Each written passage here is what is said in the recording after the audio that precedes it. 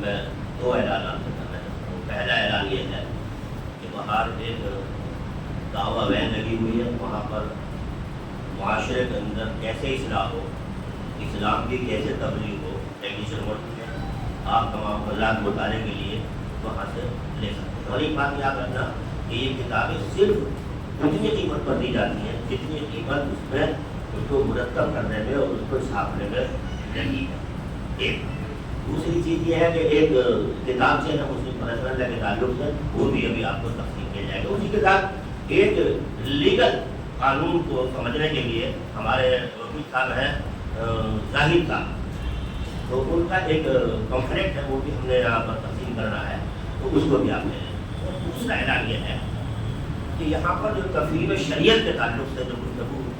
آپ کے سامنے آئی ہے وہ نامکمل ہے، وہ سبق نہیں تھا، ظاہر سی بات ہے۔ تو اس کے لیے یہاں پر تمام علماء اکرام جو موجود ہیں، ائمہ حضرات موجود ہیں، ان کی یہ ذمہ داری بنتی ہے کہ وہ اپنی اپنی مسجدوں کے اندر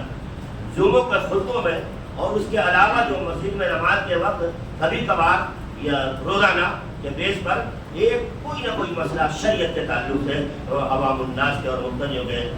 گوش ہوتا ہے۔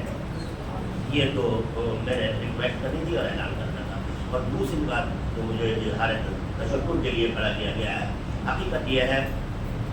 کہ میں شکر ادا نہیں کر سکتا اس پلیٹ فارم کا